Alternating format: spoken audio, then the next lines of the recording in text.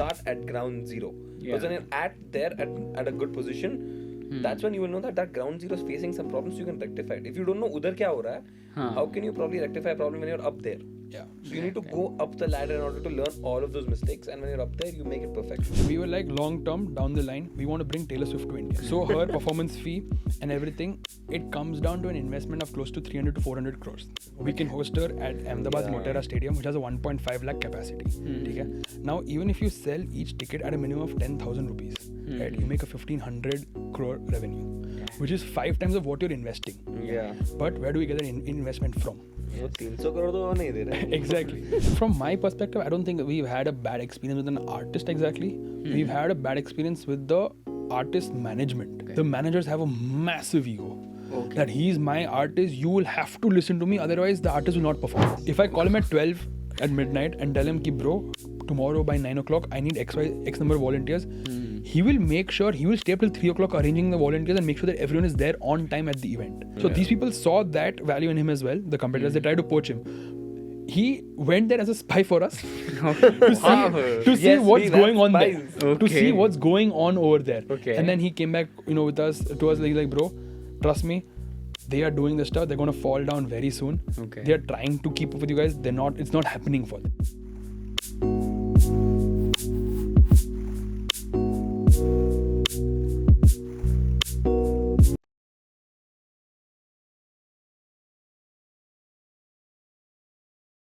Just say, I have this question for three of you. If someone, let's just say a 20-year-old kid, 20-year kids? No.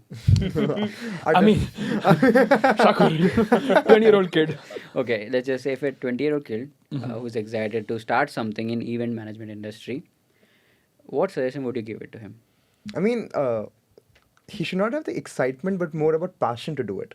Excitement is something different. Yeah. Excitement is just a feeling to do something for a short span of time. Plus it expires after a point. Yeah, it should be a passion. Ki, you want to do something. And people think, now let's talk about eventing itself. Ki, if someone wants to start eventing like we do, like get the most popular artist who's never been to the particular city, just start it off, right? I've seen some of our competitions, they weren't able to pull it because they didn't go through that hardship. Like we have gone through like 10 months of building, understanding, learning. You cannot pull that off until you go through that road. Okay. You need to know how things work. You need to be on ground. You need to understand. Even after 9 months, our first show ended up being in a controversy. Right? Yeah. There was a lot of ups and downs on the show. Correct. Even after 9 months of training, right? So it's not you can just out of excitement I'll start a company. It should be a passion. It should be a complete clear picture and clear idea what exactly you want to make. You cannot just out of excitement be like, I want to make this. I'll start running. Okay. Right? So that's how it is. Plus, I think your point added would be, if you're in it for the money, don't join the board. Correct. Yeah. Okay. Agreed. I'm not going to lie. It's been so long since we started. We blow a lot of money in the company that I'm not going to kid about. We go to a lot of travels because we have to travel to the cities for the events. Yeah. We try as much as possible not to draw any money from the company unless necessary. Like obviously we're doing some big, like an event ke baad, obviously. But we try not to draw it, but in fact keep it in the company. Okay. So if you're in it for the money, don't, because it will take you a good ton of time in order to make enough money to withdraw for yourself. Okay. So if you're in it for the money, no. If you're in it for the passion, and if you really want to do something that excites people, that gives an experience to people, and you feel happy when you see people experience something like that, go for it, and that is exactly what you should do. Your point, Ridanshu. So I would say that if someone wants to start an event management company, right, or come into this field, first volunteer yourself at an event. See how everything runs. Learn all of that. Make mistakes. Learn from your mistakes. See what mistakes other people are making. Learn all of that. And then start your own thing, keeping all the mistakes in mind and then rectifying those mistakes and then approaching a client and tell them that, hey, I have seen people make XYZ mistakes. My team will not make XYZ mistakes because I have seen that and I have made sure that I will rectify all of those mistakes. Okay. So that is what we did as well. We saw that there's a lot of mistakes being made. And whenever we approach our clients, we tell them that we know that this team will lack in these places. But our team, we've trained them in these places because we were volunteers ourselves.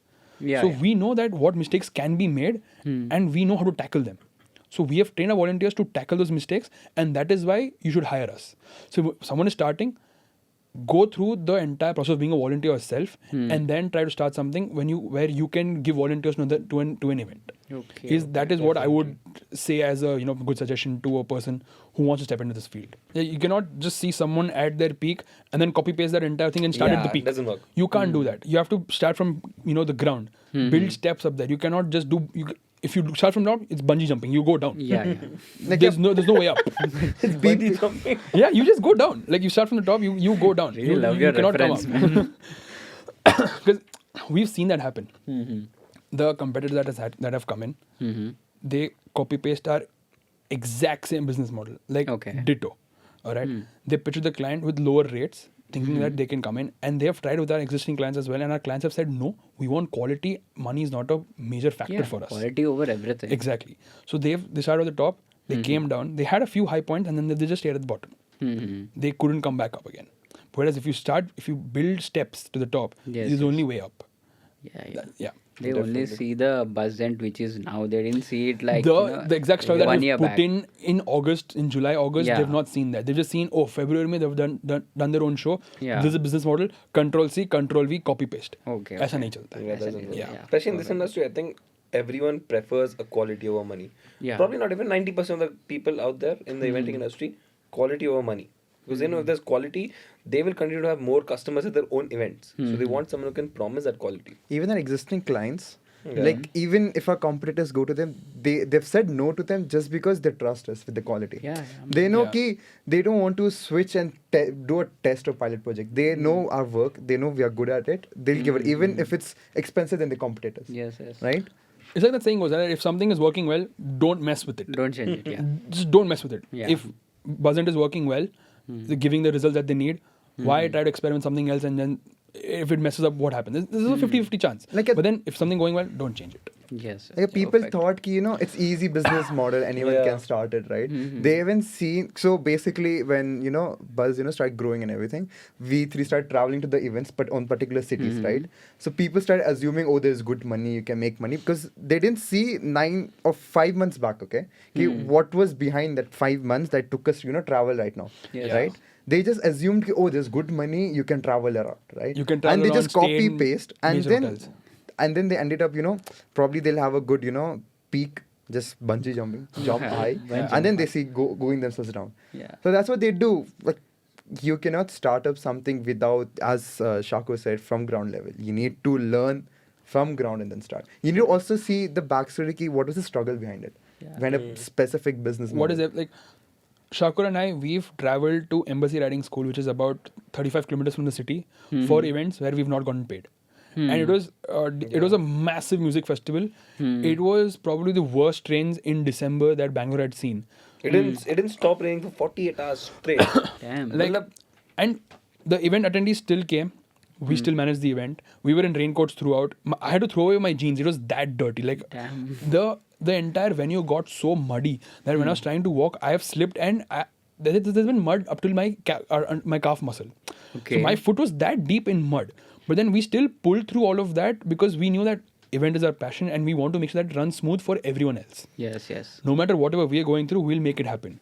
After the event, my car tires were spinning in the mud. It was I have that video. It's an extremely memorable video. Mercedes का bumper पूरा निकल के. Yeah. Because the car has just gone ठक करके. Because they're like this regular muddy roads. They try to drive it and then the wheel starts spinning and then the car just keeps digging itself in. Yes. Yeah, ठक के. Yeah, the same thing happened with my car, but then luckily we managed to get it out of that place and the car was dirty. So if you're not willing to put yourself in a position that tests all of your patience and pushes all of your buttons, you cannot do anything. You have to put You yourself have to put through uncomfortable situations. Exactly, and we did all of this for free. What? We did it for free. All for free. We were not paid In for fact, that for it event. free. We paid for our petrol, we paid for our food, our water, our everything. raincoats also. कपड़े भी गंदे हुए अलग. Everything separate. So we've wonderful. paid for it to get that experience. But and we're happy to say that now whenever we send someone that far, we take care of the travel allowance, we take care of their food, and we still pay them as well. So that is what I think that makes us stand out, and that is why people really choose us over any of the other competitions out there. Yes, that's wonderful, man. You know what? I want to ask this question. How do you stand yourself apart from other competitors? I feel like entertainment industry is growing very quickly. Correct. and all the major cities are getting events more than before. Yeah. Because let's just say when I was studying, events were there, but not much. Right now we have an event every weekend. Correct. At least in 2-3 spots in Bangalore. Easy. Yeah. Or any other major city. So how do you keep innovating yourself, or how do you stand apart from the others? Again, quality. Like Yeah, we ensure yeah. quality, okay? And then once we work with a client, we want to make sure it's a long-term Sticks. client, right? Like the others competitors probably they'll be like कि हाँ पैसा अच्छा मिल रहा है ये client से, we'll do one gig and just walk away, let whatever happen. We don't. Probably we'll do it कि we'll make sure the client कि the work we do is good and we want it for long term. We don't want to कि एक gig कर दिए bye bye. We want to make sure that client is there for long because all of our clients, existing clients, are been there since the beginning. Like they're literally clients still working with us when we started 9 months back. They're still there with us because we give that quality. Okay. Plus, when we go to the client, our straight up objective is listen, our prices are low right now. We might increase in the future, but our entire goal of working with you is on a long term basis only. I don't want to work one event and then you jump to another. So I want to work with you full on. So if you're on for full on, let's go full on. Else this will be a one time thing. I'll make money and then the relation खराब हो जाएगा. And accountability is also one thing. Yeah. Right? Because if you see in this generation, they don't want to hold themselves accountable. Exactly. Right? I've seen this one Point thing. fingers. Yeah. They're like, "Ki, this happened because of that. For example, Some excuses all the time. excuses, Yeah, 100%. this on that and everything. While we make sure if there's some problem that happened, we make sure we hold ourselves accountable. We represent the volunteer and we make sure ki next time this doesn't happen, we give the assurance to the client and we make sure it doesn't happen next time. Yeah. That's what Okay, the client loves about us. Yeah, and apart from that, why volunteers continue to come back to us is because there have been a lot of instances where the volunteers have screwed up. And we've told the volunteer, relax, we will make sure nothing happens to you. Okay. The entire blame, the legalities, everything comes on to the three of us. Wow, that's And we've that's how we always good, man. maintain Yeah. ki wo volunteers also happy that these people are really giving a shit about us and they continue to work with us through the drive. Like we have had events ki, where there are problems that our volunteers have gone. Okay, and we make sure we are the friend. We're like, you don't worry, we'll take care of it. Yeah. We are there. We represent you. Okay. Right? If anyone points at you, it's basically we are going to come and be like, no, you point at Yeah. us. We'll be the one holding ourselves accountable. They are our people. We bought them. We are going to be accountable. Like I heard this one incident. Like one of our competitors, mein kya hua tha, ki there was some issue, and then they just started pointing out the volunteer, the company itself. They're like, not my issue. It's a volunteer. Right? We don't do that. If Yeah. a volunteer does the mistake, we make sure we try to safeguard that volunteer Okay. because he's just an innocent student. Yes. Usko Correct. probably it's his first time, he doesn't know how things work out, right? So we give them the safe space ki, yeah, come try it out, we'll make sure to protect you. And we got a win after that situation actually. Yeah. That person had a little word of mouth information around there and we gained, in fact we didn't even do anything, we gained a good amount of crowd and clout because of that incident that happened, and they're like, this company does this but Buzz does it different. They take Yeah. the calls. Yeah. Because at an event, there's gonna be a box office. Yes. Box office during a peak event time is extremely, there's a lot of movement in a box office, right? So your ticketing, your bands will get lost. Yes. Right. And then when there's a Buzz Ent volunteer over there, we take accountability of that. That's saying that anything goes wrong, you come and talk to us. Do not talk to the volunteer yourself. Yeah. And what had happened earlier at the event that Abdullah mentioned was like some of the bands went missing, Yeah. amounting like 5,000-6,000. It went missing, and the company that they pointed fingers to the volunteer itself that they were sitting there. You talk to them, don't talk to us. Keep us out of the picture. You talk to them, you delete with them. Whereas it had happened at one of our events as well, but we're like, you talk to us, don't talk to the volunteer. The volunteer is just they're working, they're stressed, they're under pressure. It happens. It's a mistake. So we Okay. own up to our mistakes that go wrong. So that is, I think, another a factor which people like, that they take care of their volunteers like they're their own. How would I put it? Like Family. their own family. Own family. Yeah, that's how we treat all of our volunteers. That don't worry, we're always there to back you up. We'll be there as a shield in front of you. If anything goes wrong, we are there to help you out. I think that is what plays a major role in separating ourselves from the From others. others. And yeah, the biggest example, In fact, we cut ties with a good amount of clients because of a situation like that where we're like, no, talk to me, don't talk to the volunteer. We used to have to you cannot abuse, accuse, or even give a small gali to the volunteer. We will not handle Talk that. to us, or yeah. Deal with me, give me whatever gali you want. I know you're under pressure, I know I'm under pressure, but this is between us. So Yeah. we had to cut ties because they've directly gone to the volunteers, and the volunteers have been like, bro, this is how they treat me. And I said, bro, this is not going to work out. We're cutting relations. Yeah. Okay, that's wonderful. I think that's what keeps us apart. And how another way that we innovate ourselves is we keep ourselves updated with all of the trends that are going on, right? Yeah. So now, since it was off season, there are a lot of corporate events that were going on. So the other companies, they don't take up corporate events because they don't have the exact manpower for that. They don't have the exact, base for that. Base, okay. But since we keep ourselves updated frequently, we kept our volunteers monetized by saying that, hey, this is an off season, but we have a plus side to it as well, that we have a lot of corporate events lined up. So you can definitely sign up for the corporate events, make a good chunk of money from there, and once the season is back, obviously we're back to events. But the off season mein, thoda just bear with us. Not that fun of a job, but you're still making money, you're still having fun. You're at home, it's a vacations, you need some sort of income. This is us. That's how we innovate and keep ourselves stay ahead of apart from everyone. Yeah, a everyone. step ahead from everyone. Yeah, at the end of the day, even the students get to put that even under the resume. Okay, yeah, I've worked in this event. So they are at the same time building experience. So there's nothing like they're losing time, they're losing something. They're making money, they're adding experience to the resume. So it's like a win-win situation for all of us. Okay, that's nice. So you guys stand apart by quality and Accountability. treating your Volunteers as a family. Yeah. That's really nice, man. I want to ask from a very normal audience perspective, what goes into an entire event management? Let's just say I'm coming to you, कि मेरा एक event चल रहा है. How do you guys handle it? What goes into step 1 to step 10? So initially, first off, when a client comes to us saying that we have XYZ event, we need say X number of volunteers, and the reporting time is they've given us a reporting time, and this is the time that they can leave. So when we roll out the communications on our group, we make sure that whatever reporting time is given to us, we tell them 1 hour before that. So if the reporting time is 11 o'clock, 11 a.m., we tell the team 10 a.m. Because we know that if we tell them 11 a.m., they will be there by 11:30. Okay. But if we tell them 10 o'clock, they will be there by 11 o'clock. So the client is happy that everyone is there on time, but they don't know that we've told them, so it's 1 hour earlier. So that is one process that goes in. Second is the briefing. That it depends on event to event. If it's a stand-up comedy event, the only brief that goes out to the volunteer is our main work at stand-up comedy is ushering, making sure that the attendees who are coming there find their seat and are seated, before the show starts, and there's no recording as well.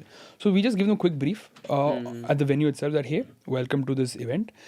These are your volunteer ID cards. We distribute volunteer ID cards to them, and then we tell them that these are your positions, so and so. Whenever people come, they might approach you saying that, hey, this is my seat, where is it, can you please help me out? Okay.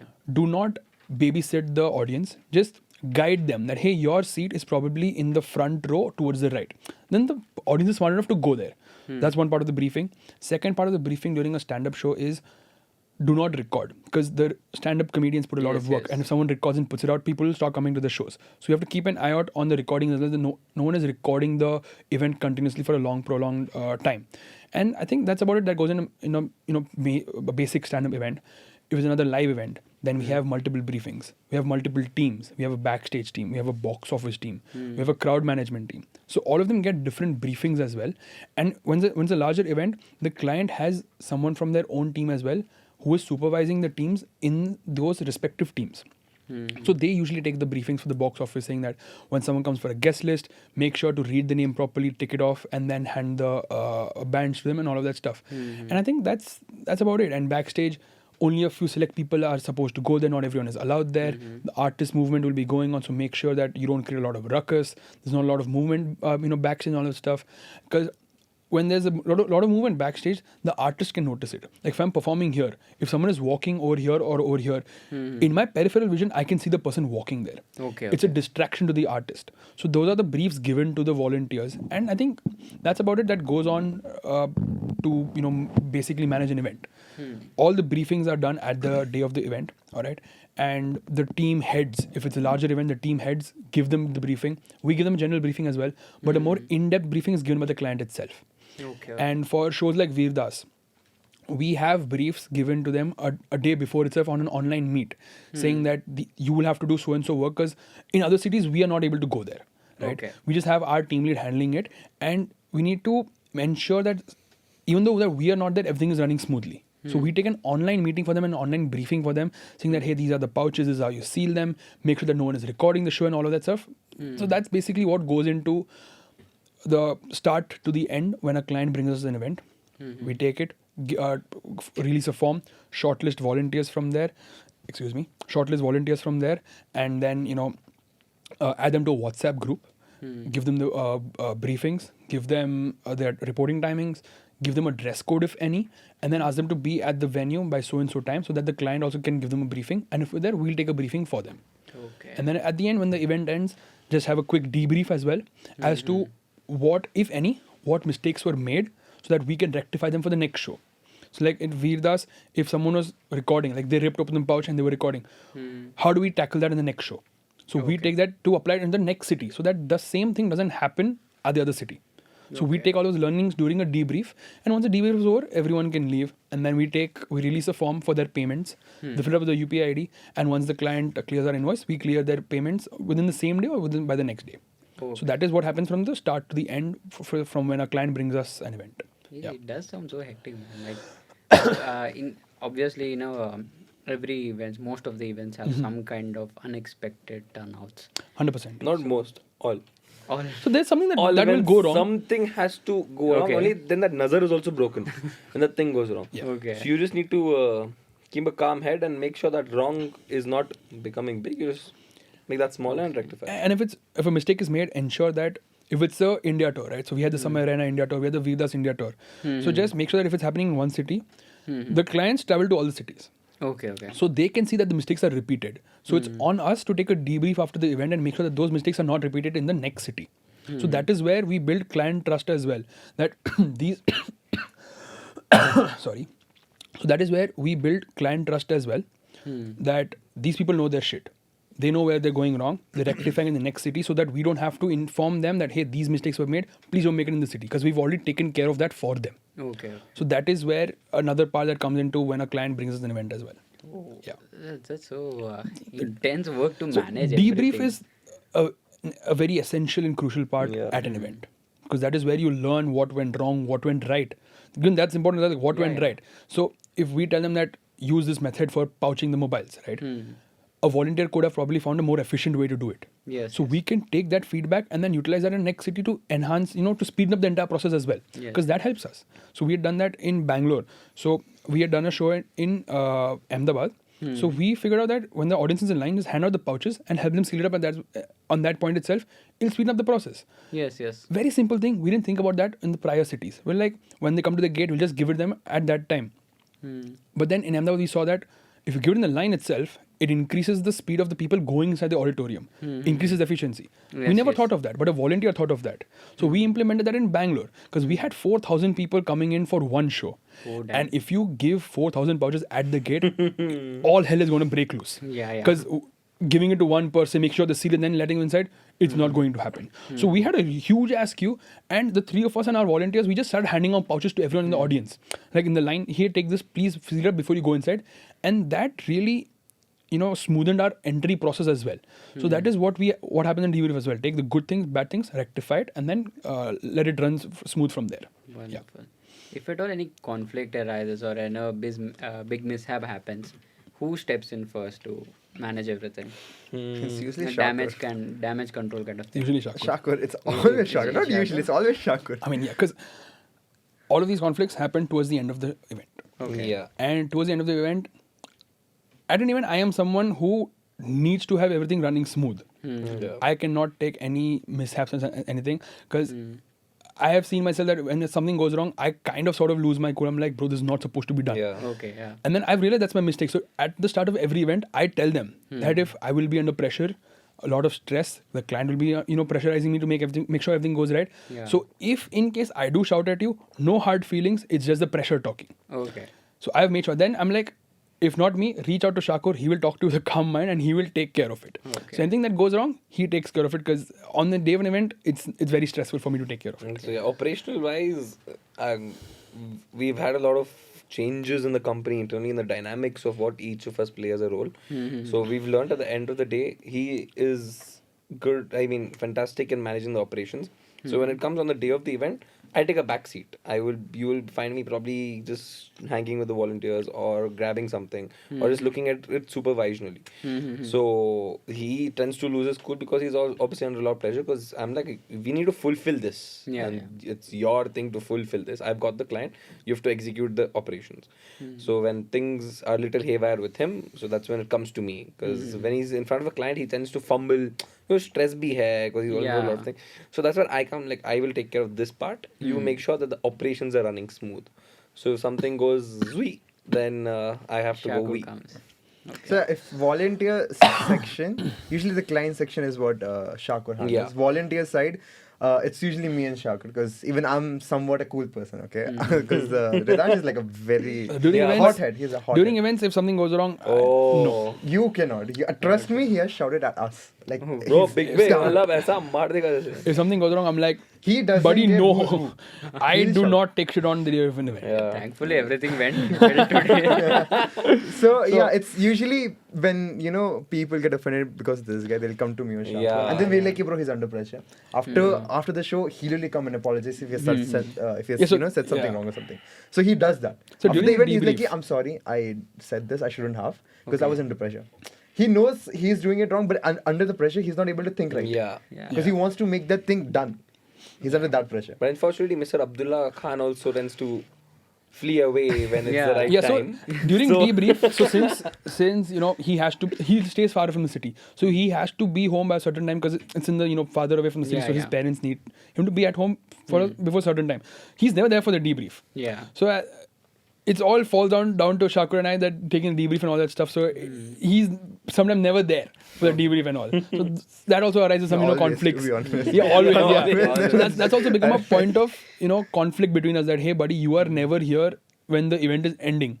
This is not how it's supposed to be done. Yeah. So that leads to internal conflicts and all that stuff. But then we've always found our ways to resolve it and just forget, leave it in the past and keep moving ahead. Yeah. That's Yeah. one. I think it's very important for you to leave things for the day that it is, and not to carry on a grudge. In fact, between the three of us, we have to make sure that we don't carry on a grudge, because then the operations is just screwed, because I have a grudge on him and he has on me, so it's not going to work you out. can't just work. So once that night is over, that's it. We were all under a lot of pressure, a lot of things happen. In fact, Arpit Bala, there was immense pressure that I can say, where we've just, the production's not done, the ticketing has a problem, the volunteers haven't come on time, the bar venue has a problem, haywire as hell. So we have to just make sure ki wo raat, we've screamed at each other at the top of our lungs in front of everyone. Okay. But after back at the hotel at 2 a.m, we said, everything's forgotten. Like, sorry bro, वो event के pressure में just shouted at you, but no hard feelings, and let's just move on with it. Actually, right now we don't even say sorry, because we know. It's more like it's an automatic thing. Right now we're like, event once the event is over, we're out of that picture. Next morning we're back to कुछ normal. हुआ ही नहीं. We just forget about it. Like, We know. See, after doing a couple of events, we used to apologize, कि bro, sorry, ये हो गया. And then after that, we've just become accustomed that if something does go wrong, things have drastically reduced as well in that avenue as well. But if something does go wrong, we are understanding enough that it's because of an event, under pressure, under stress, shit happens, let it go and move on. Khatam.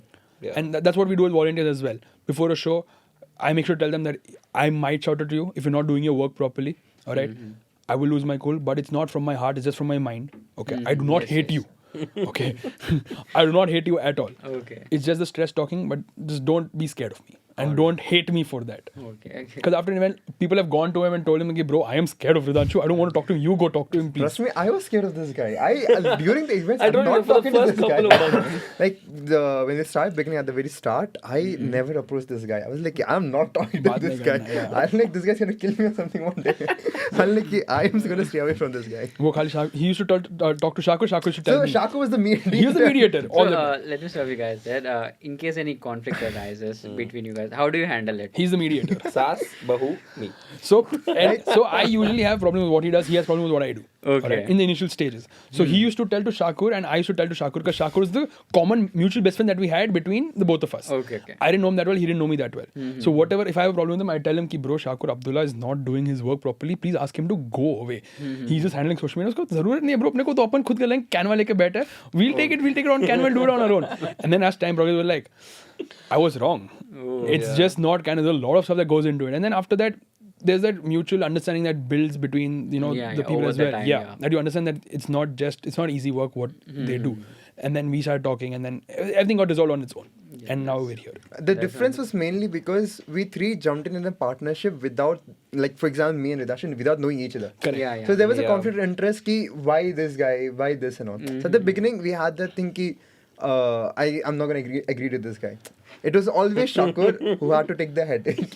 Ki bro. Yeah, they never He's, agree with each other. he's at the middle of the conversation always. Like he's a monkey in the middle. We're just passing stuff and he's just throwing it over there. Bye. You talk, I talk. You talk, I talk. We are like yeah, proper- In fact, Saas sometimes Babu. even now, if he tells me something, I have to like little sugarcoat it in the way that Ridanshu will understand and tell him. And if he tells me, I have to find, I know my tactics to make sure that this is how he will understand. Okay. If he goes direct, they will jump on each other. Yeah. But I have to curate it in such a way that they understand each other.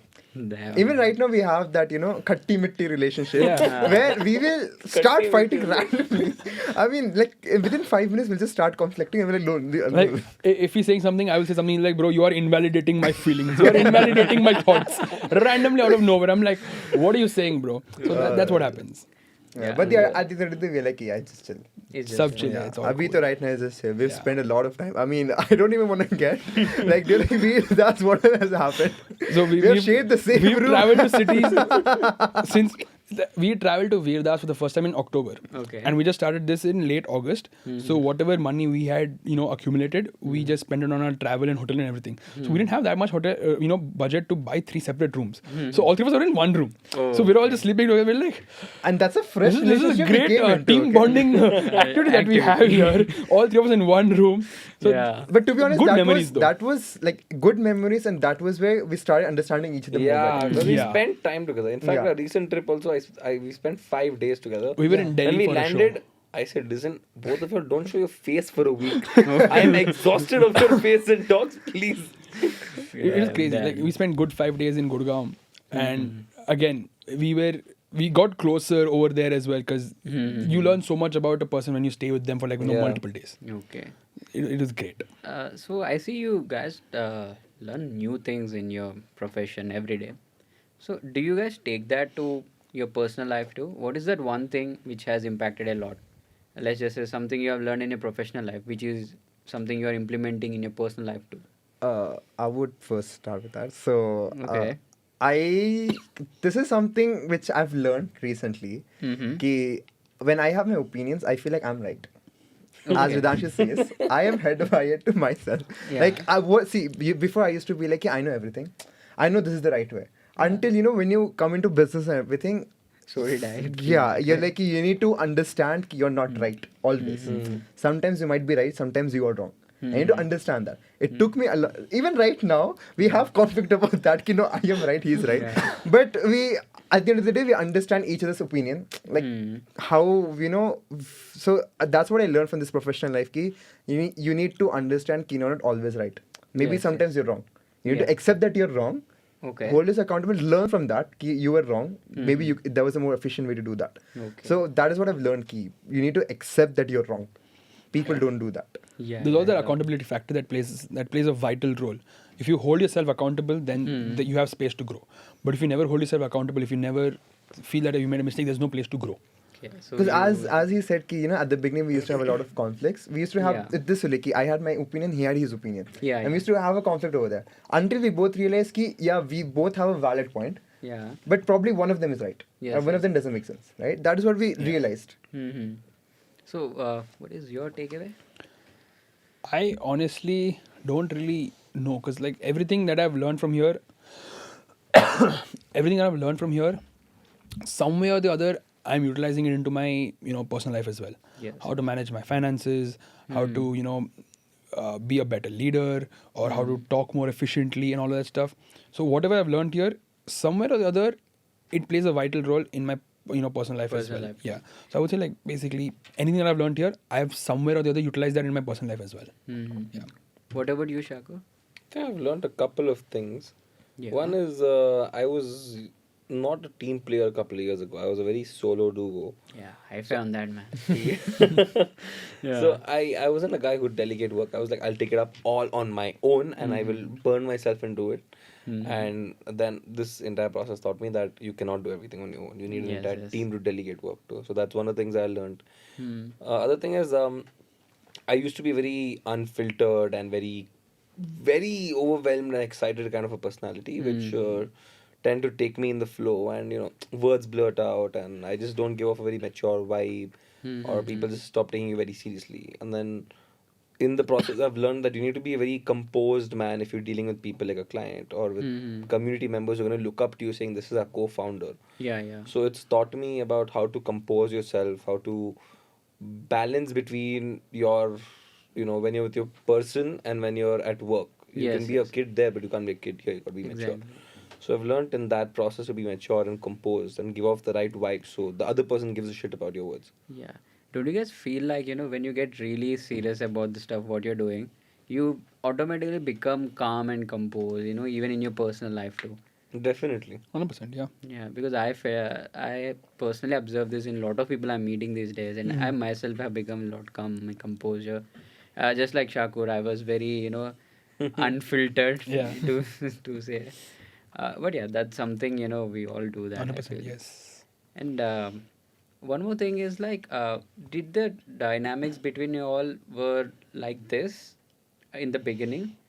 You have already said that you both have conflicts. 100%, yeah. But coming to the dynamics between three of you, did it change over the period, or is it the same now? Yeah, 100%. Right now, I think drastic change in dynamics, in fact. Mm-hmm. Even the role of our relation with each other, our bond with each other, and also what role we primarily play at the company as well. Mm-hmm. Because we've grown to as a person, as a group, and as a company. Mm-hmm. So like the entire game is different than what you must have seen a year ago as the three co-founders of ours. Okay, that's So earlier it was 3 different co-founders handling, different things. But now it's 3 co-founders handling everything together as a team.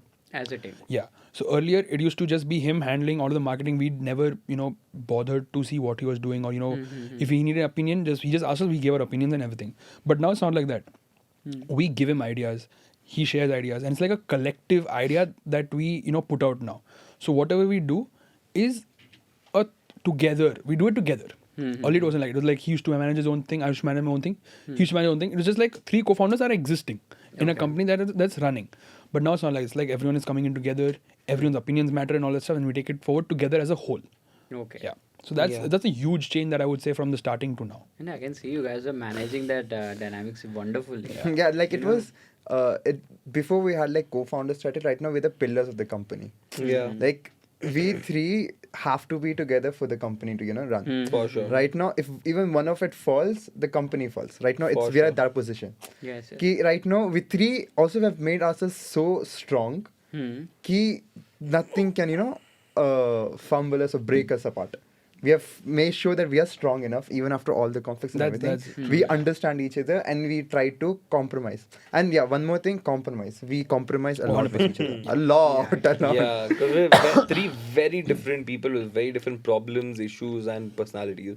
So it takes a lot of compromise to come up here. Like he's compromised going home earlier at times to keep us happy. That it's fine. Okay, once in a while, once in a blue moon, I will stay late to an event just because you guys are asking me. So he faces the heat from his parents and all that stuff for him coming late. But he compromised on that part for us. Yes, that's a really So, wonderful. yeah. We Yeah. compromise for his extra excitement in life. yeah. I'm like a really jovial person. I get excited a lot. Yeah. Yeah, Like yeah. too fast. All right. I want to ask you. Give me one really, really. I don't wanna. I'm thinking very appropriate version how to put this. What is that one most challenging artist or the experience you faced them? You don't have to name the artist. You can just say what was the experience, and also give me a few good experience with the artist. Because during the events you hang out with them. Right. You meet after the events too. Correct. So, what was the most challenging one, and what are the good ones? Good ones, you can name them. From my perspective, I don't think we've had a bad experience with an artist exactly. We've had a bad experience with the artist management. Oh. The management of the artist. Because usually the artists don't have that big of an ego as what their managers have. Okay. The managers have a massive ego. Okay. That he's my artist, you will have to listen to me, otherwise the artist will not perform.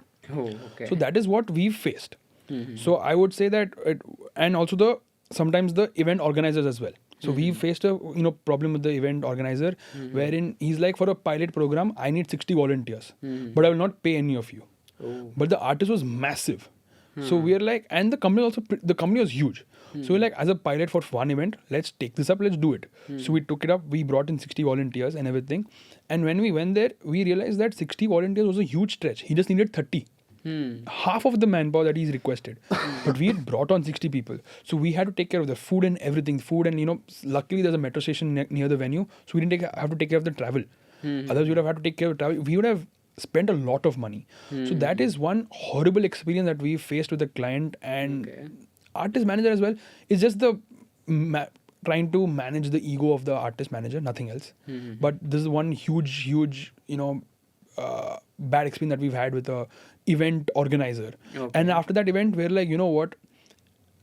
Agreed, you are a huge company, all that stuff, but we don't want to work with you anymore because we don't like the way you work. You needed 30, you called 60, and then later on you are telling me that my volunteers are not working. Like, of course, if you call in extra people, you will find volunteers lying around because there 30 people don't have work. You cannot blame us for those 30 people roaming around if you've not given them work. If you give them work, they will definitely work. But if you yourself don't give them work, and then if you see them roaming around, you cannot come and tell us that, hey buddy, your volunteers are roaming around. Like, you knew that you needed how many volunteers you needed. Why not just give us the exact number? So that's one massive bad experience that we've had. A great experience, I would say, is with Samay Raina. His India tour. Great guy. In his Chennai leg of the tour, between shows, he's playing chess with our volunteers. So someone had brought a chess set, and between the shows, he's like, Samay bhai, aap kheloge kya?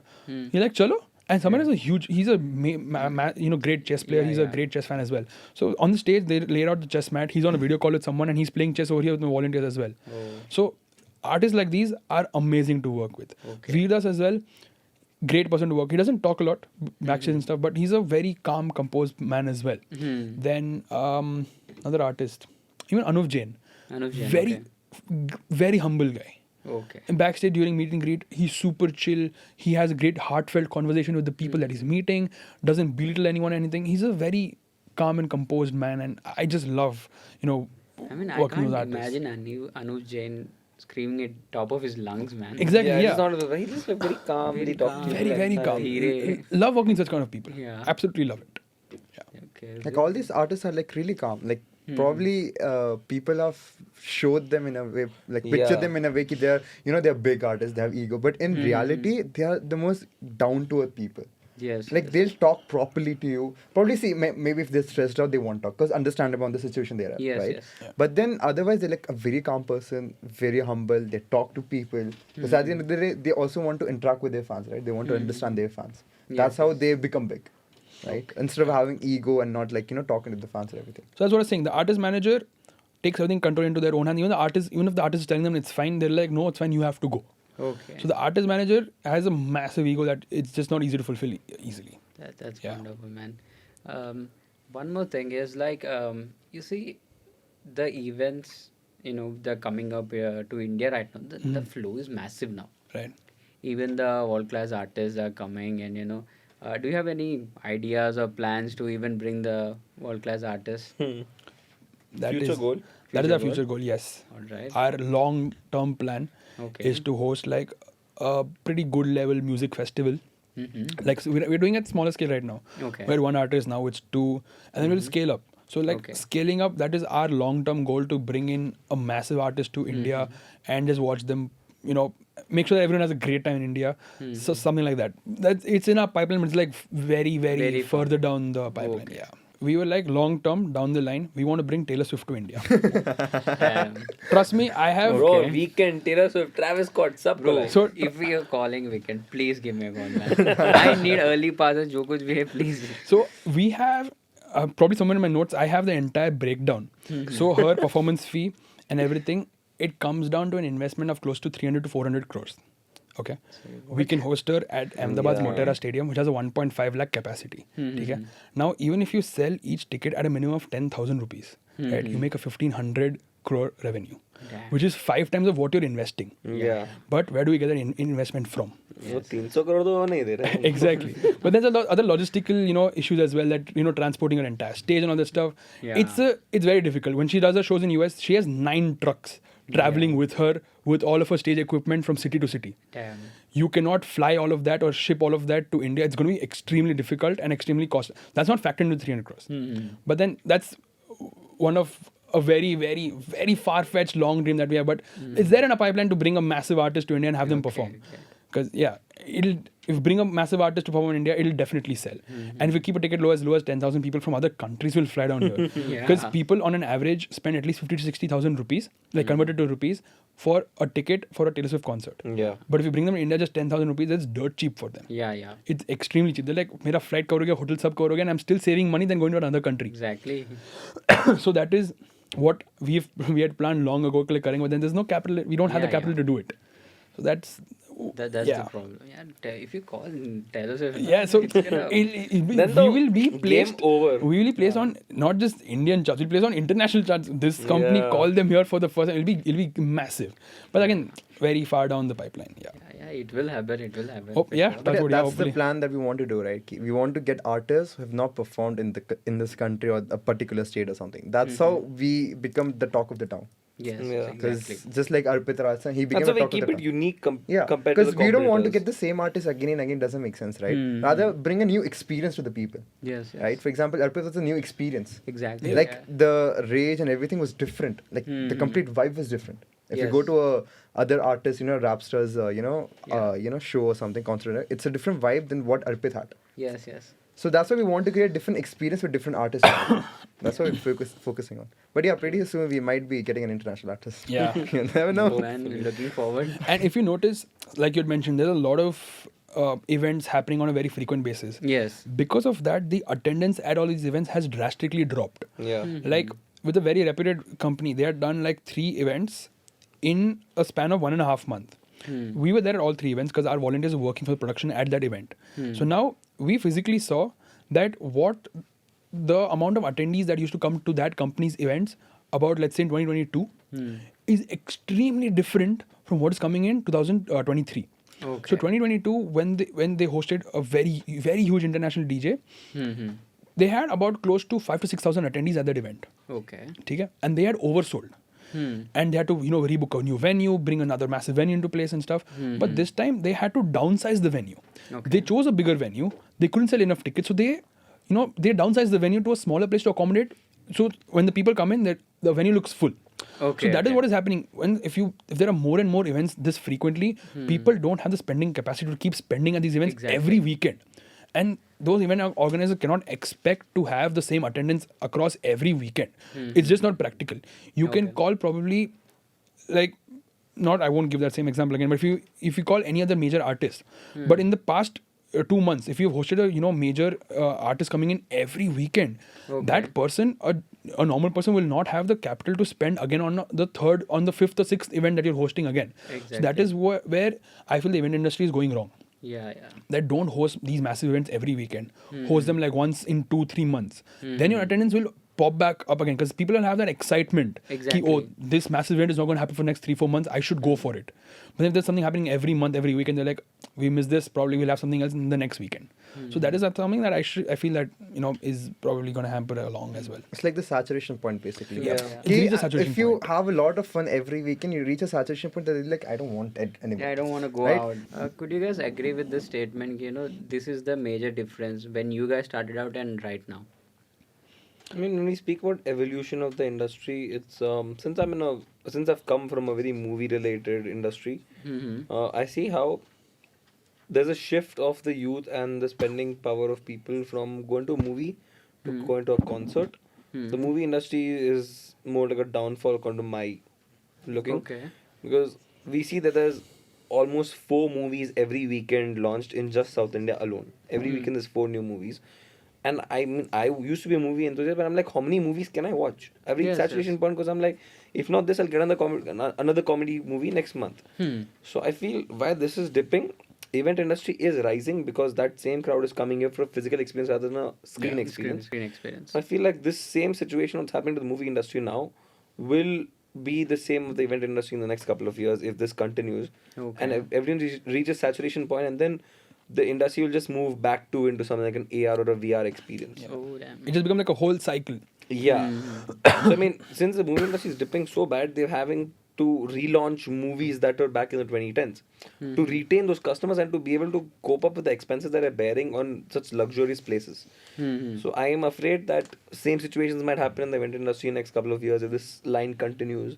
People just get bored and they'll be like, there's no point of going for it. That's even I have seen this. When I was studying in Bangalore, weekly I used to have one event.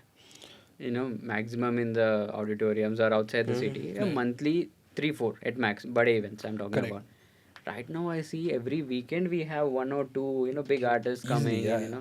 100%. A lot of my friends whom when I catch up when I come to Bangalore and like yeah, let's go of some event or let's go of some music festival or something. I said like nah yaar, I'm bored out of this.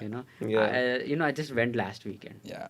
This is something I'm quite hearing. Even this weekend, I just hit my friend up and hey, let's plan something after the shoot or something. I said, and nahi yaar, I went last weekend. Some festival was going on, Correct. and I'm not interested. There's already too much happening. Yeah. So ordinary people It's too need sc- breaks in between. Correct. I feel. Yes. It needs break. Yes. Yeah. Saturating. There's close to 180 small sized events that are happening in Bangalore alone every weekend. Exactly. I'm opening a book. And I'm like 180 who is attending? Hmm. Because half of the events are probably going. This broke. was my question. Yeah, nobody is It's like, attending. That's a yeah. problem. So that's why these small event agencies tend to lose momentum there itself because they're not able to cope up to that crowd that they're losing due to the saturation.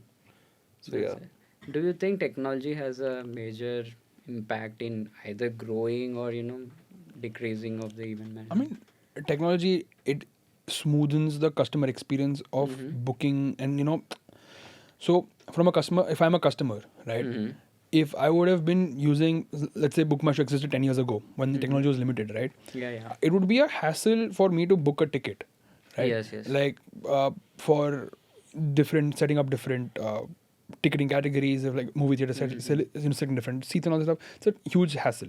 But now down the line, right, all of these years the technology has advanced and it makes the entire ticketing experience super smooth. We didn't have UPI those many years ago. It was only card and stuff like that. Yeah. But now since everyone has UPI, a ticketing experience is super smooth. It takes about I would say an average of maximum 5 minutes. 5 minutes is too much. Maximum, if you know what event you want to go to, what sort of category you want to buy, 2 to 3 minutes is all you need to book a ticket. Exactly. And earlier it wasn't that easy to book a ticket because you had to go through a lot of stressful process of buying a ticket and how to pay for and all that stuff. Very stressful process. But now as technology advances, obviously it'll make everyone's lives easier, and that's what people want. Their lives easier and maximum work in minimum effort. And technology is obviously going to do that. Yeah. I just got to know one thing. Ki, your ex-volunteers are your competitors now. Right. So that I had mentioned about the whole copy paste thing. Okay. They were able to copy paste it because they were not just our volunteers. They were part of our core team. Core team. Okay. So they were extremely close to us and they saw how we were operating. They knew our entire business model inside out. Okay. So that is why they were able to copy paste and start at the high. And then they just dipped down. Okay. Bungee Bungee jumping. jumping. Exactly. Bungee That jumping is- without the rope. That is what happened to them. Okay. And it's just weird because we trusted them that they are, and some of the volunteers that moved out and started their own thing, they were our most trusted volunteers. So they were the ones who actually had more information than other core team members. Yeah. They had our entire thing, that our pricing model, how much we're paying the volunteers, how much percentage of profit we're making, how to approach to clients, what are the existing client base. They had all of our client numbers and everything. So once they phased out, so like he had mentioned earlier, Abdullah, that we were traveling to different cities and they saw that, oh, they are making money, we want money as well. So they're like, we'll start our own thing. So they tried to do that, but then they didn't have the basics like we did. Yes, And that's yes. where they fell, and now they're just existing. Existing. They're not able to grow. They're just existing. Just niche pade, bas. And that is when we realize you shouldn't like trust someone blindly. Oh, yeah, Now, I faced that because I was a very emotionally connected person. So when that happened, I was at a verge of breakdown. Did you feel betrayed? Yeah, 100%. very- We in felt fact, I think I immensely must have betrayed. cried that evening as well. Okay. After that day is when I said, you know what? this is where real life is, because you can't get emotionally connected when it's business. Yes, yes. That's why I stopped getting emotionally connected to anyone that I'm doing business. If it's business, it's business. If it's friendship, it's friendship. That's all. Like Right. even one more thing, one of the members who started his own thing, he had a he was about to get a legal issue because some problem he had, something At our misunderstanding had event. happened. Okay, Yeah. we were the one who protected him. No, like we told him, you chill. Any legal problem, we'll face that. Your name is not gonna come out. We literally protected him at that time, and then when we got to know this is the guy who's backstabbed us, he's pouching our volunteers, our community members, Yeah. and basically their community was nothing but our community members there. Because the way they used to poach us, we have an unofficial group, right? We don't moderate our unofficial group because there's a lot of stuff that goes on. When the unofficial group was formed, we used to have like at least 3,000 to 4,000 messages a day. So we couldn't moderate through all of that. We're like, jo ho raha hai, let it just happen. It just exists. So later on, we found out that these people, when they form their own community, they just send messages on our unofficial group and bring on volunteers from there. So essentially, their entire volunteer base was our volunteer base.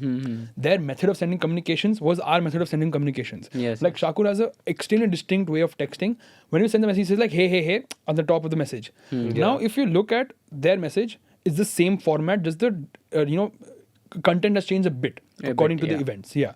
And whatever clients we've had, they've approached the same clients. They've called them multiple times that please take us. We'll give you cheaper price and stuff. And one of the clients has told us that we were fed up of them calling us and we have given them this work, but you also come and work with us. It's fine. So that is what has happened. And then we used to fight earlier that, bro, this is not done. You're not supposed to do this, etc., etc. But then we just realized that if they continue to follow the same business model of annoying clients and trying to, get business this way, They lose the ball. they are not going to last that long.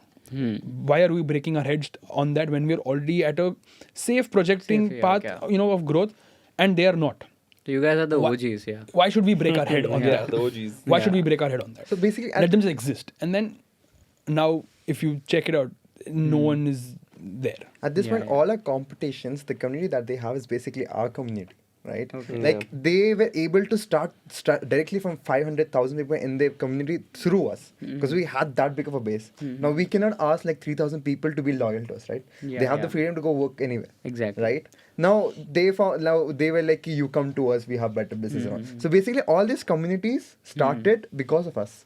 So Yeah. it's nothing but Buzz ke pure communities spread Branch across out. these different companies. Yes, yes. And Basically, we are the OGs, as you said. Yeah. Like, And then when people go to work at their events, they quickly realize that Never it is mind. not the same. This is not the same. It is not the same at all. And then The they just family jump. feeling, like we Yeah, said. yeah. And then they just jump back to us. That, you know what? I am better with you. I don't want to work with them. because see, They the just other come back. companies were like more money minded. They saw for example, as you mentioned, Ridanshu, ki we were traveling a lot, right? They saw the money there.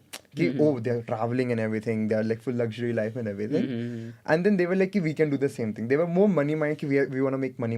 Why we were like, for the first 6 months, we were trying to build a family rather than money. We saw money second. First, it was building the community and getting those clients happy. And then we like, ki, paisa aa raha hai abhi. Now we can, Yeah. spend some. We first invested back into the business, then we invested in ourselves. In yourself. Yeah. Though they just thought that we are investing in ourselves, not investing in the business. You first so fed your baby and then you ate Exactly, it. yeah. Correct. So once it grew up, started running on its own, we're like, now we can take a seat back because it's running on its own, it's taking care of itself. Okay. That's But good. again, there are certain people in our team who've been there since the start point, Yeah. like day one, and they're still with us working with Yeah, us. so a lot of us Italy's, like in Mumbai, we have Sai Ansul, crazy guy. He knows his shit A to Z. He knows how to work, right? So there's that guy. Then in Mysore, we have a person named Nishita. She's been our client acquisition head since like I think the second or third month because she knows her stuff. She approaches clients and clients. She has a charm to her that which we three do not. Yeah. The way she talks, the way she talks to the client, we cannot do that. So she Okay. brings in the clients for us. That's there. Then in Delhi we have a person named Nikita who handles our entire team, our entire operations. Then in Mumbai we have Tirth as well, one of our other city leads. He's been there with us from day one. Like I collect data of all of our volunteers. Like if we have a certain requirement, certain city, I just look at the data and I pass it through. Yes, yes. In my database sheet, that Tirth's name is the first name who has filled out that form. So he's literally been there from day one with us as our first volunteer, as the first person in Mumbai. Okay. So that is when we just started expanding. So we're like, damn, we have a lot of cities and he's the first guy. So some of these people are like the closest to us because And then- they've seen. And then we also have Ash, like, who, Yeah. Ash is someone who's like so interested in developing, he gets really excited when Yeah, he man. sees ki Buzz is Yeah, like, if there is an developing. opportunity coming towards his way, he will not shy away from sharing it with others. Yeah. If he sees that this is gonna not only benefit him but benefit someone else as well, he will take care of that. Yeah, man. I just had a chat with him at that day.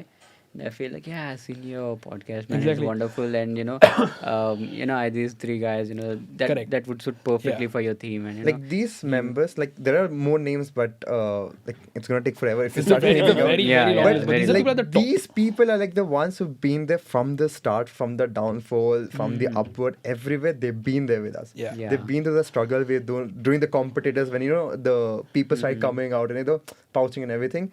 They were there throughout, made sure that we are gonna support you, we're gonna be there. And right now, today they see the results of that. Okay. Today they make good money that they are able to take their finances on their own. Just because they were there, and right now we're able to give them that back. We're able Yeah. to reward them for their loyalty towards us. Yeah. Because these people have tried poaching our, the science student from Mumbai. He knows his stuff. That guy is 17 years old. But he knows And he his handles shit. our entire Mumbai operations. All the way from getting me a deal to locking the students to operation to DB, everything. Everything. Like We'll he's trust him 17. blindly. Mumbai is the number one events hub of the country. Yeah. And that guy alone handles Everything. A 17-year-old So kid. if and I I don't call even him, need to get a call from a client saying, bro, your guy is not doing work. That is done and dusted. He's like, bro, paisa de, kaam khatam. Bas. if I call him at 12 at midnight and tell him ki bro, tomorrow by 9 o'clock I need X number of volunteers, he will make sure he will stay up till 3 o'clock arranging the volunteers and make sure that everyone is there on time at the event. That's I can just wonderful, call him at 12. I'm like, bro, please arrange kar de, and I can sleep peacefully knowing that he will take care of my work. And someone doing the 17 is crazy. So these people saw that value in him as well. The competitors, they tried to poach him. He went there as a spy for us to see Yes, what's we going have on there, spies. to see Okay. what's going on over there. Okay. And then he came back, with us like, bro, trust me, they are doing the stuff. They're gonna fall down very soon. Okay. They are trying to keep up with you guys. They're not. It's not happening for them. You guys keep doing your shit. Don't break your head with them. That is when we realize that it's fine. Let them exist. We'll exist. We can coexist as well. They will probably fall down sooner than later, and we'll still keep steaming ahead. So Exactly. these are the people that we have kept extremely close to us from day one, and we know that if he has other plans in the future, if I have other plans, and if he has other plans, Buzz Ent is safe in their hands if we leave it to them. Those are the such people And that Nishita, she's like what, 19 years old, and she's Nishita's getting 19, clients like DN and all like. Yeah. So basically, our company is made of the youth. Yes, Yeah. exactly. So in the the founding team and stuff like that, the founders office and all, I am the oldest guy there. We have people from 17 to 21 years, and I'm the only one who's 22. So it's crazy to see that 17-year-olds know their stuff and can manage stuff extremely efficiently. So yeah.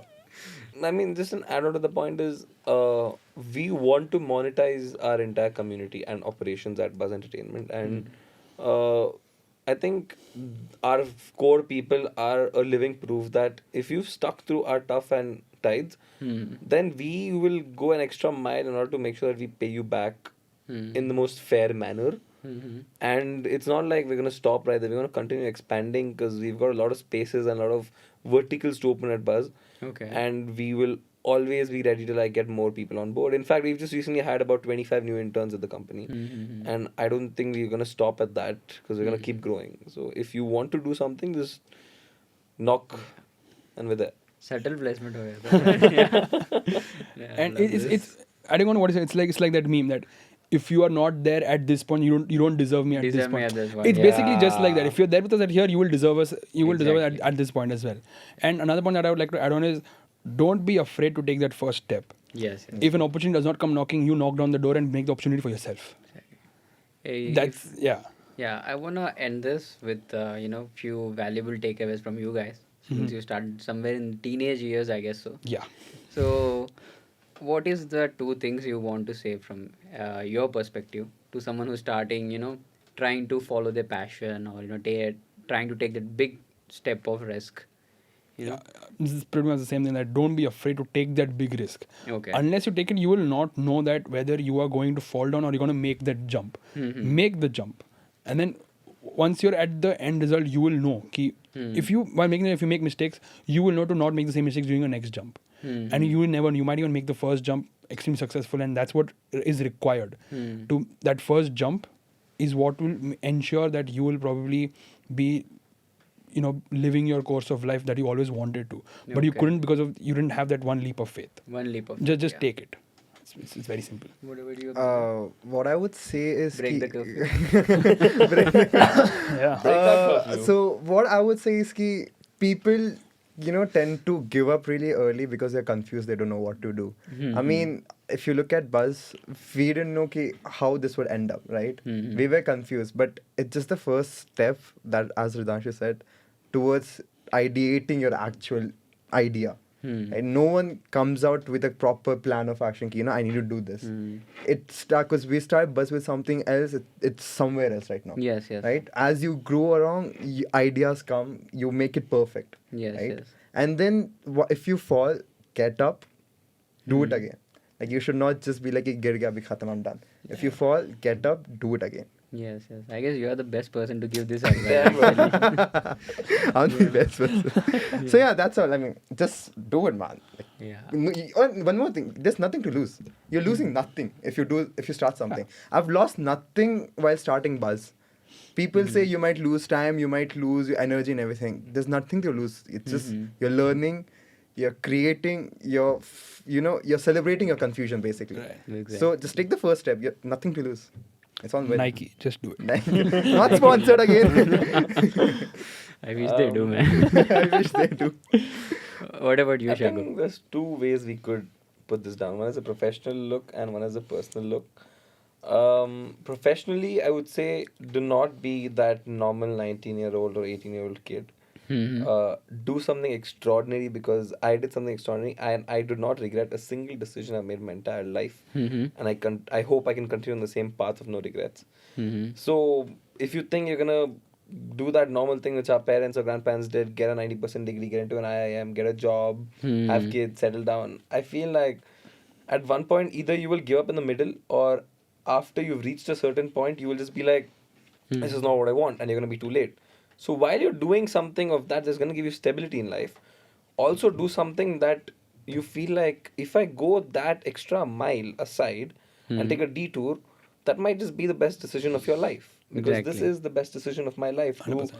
say, you know what, that I can't do a 90% on my boards, but I can do a 75, 80, just enough to get me to a good MBA degree. But I will invest that same amount of time and effort into something that will keep me happy when I'm probably 40 and sitting at home and I have probably a passive income coming in. I've got my job and what else. So professional wise, just kick that bucket. Basically, Okay. you translated Three Idiots. I का line. was just gonna say, English में Three Idiots, अब्बा नहीं मानेंगे, अब्बा अब्बा को नहीं मना दो यार, हो जाएगा. So, And, let me interrupt you there. Farhan. In case, if you guys have to give Three Idiots characters to everyone, whom would you give?